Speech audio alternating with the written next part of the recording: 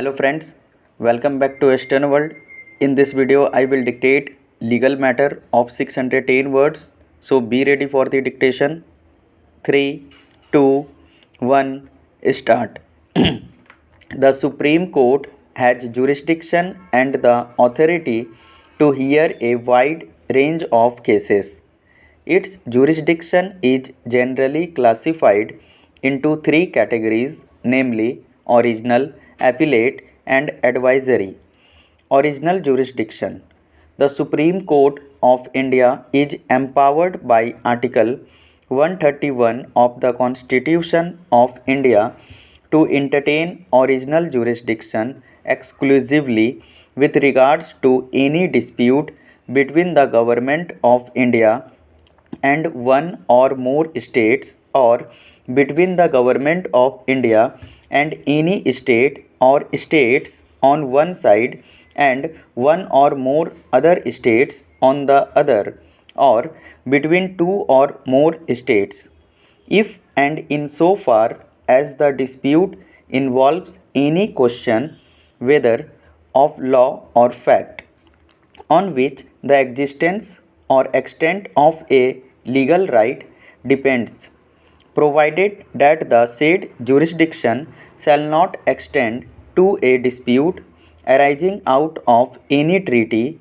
agreement, covenant, engagements, and or other similar instrument which having been entered into or executed before the commencement of this constitution continues in operation after such commencement, or which provides that the said jurisdiction shall not extend to such a dispute.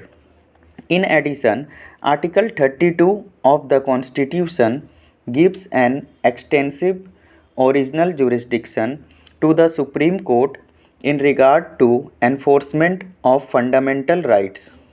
It is empowered to issue directions, orders, or writs, including writs in the nature of habeas corpus, mandamus, prohibition, quo warranto, and certiorari, to enforce them. In accordance with the power conferred under Article 71 of the Constitution, all doubts and disputes arising out of or in connection with the election of a president or vice president shall be inquired into and decided by the Supreme Court, whose decision shall be final. Apart from this, Section 25 of the Code of Civil Procedure 1908 enables the Supreme Court to transfer any case, appeal, or other proceedings from High Court or other civil court in one state to a High Court or other civil court in any other state. Moreover, Supreme Court can also transfer any case involving same or substantially same questions of law pending before it and one or more high courts in certain contingencies to itself, as per the provisions under Article 139A. The appointment of arbitrators by the Chief Justice of India scheme 1996 as framed under section 11 within bracket 10 of the Arbitration and Conciliation Act 1996 regulates the appointment of arbitrators under section 11 within bracket 6 of the said act. Furthermore, the Supreme Court has all the powers to punish for contempt of itself.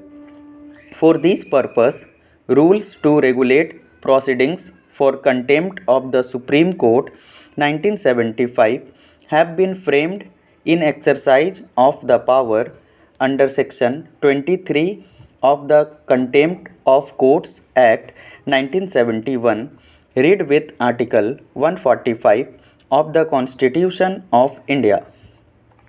Appellate jurisdiction. The Supreme Court has very wide appellate jurisdiction over all courts and tribunals in India. The appellate jurisdiction is exercised under Article 132 to 134.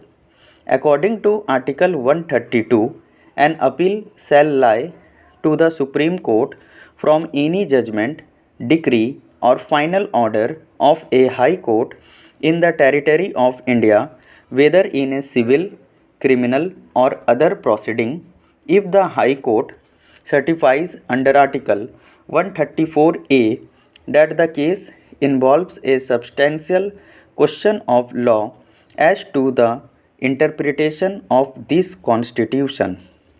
Apart from the above, Supreme Court also has the discretion to grant special leave to appeal under Article 136 of the Constitution from any judgment, decree, determination, sentence, or order in any cause or matter passed or made by any court or tribunal in the territory of India.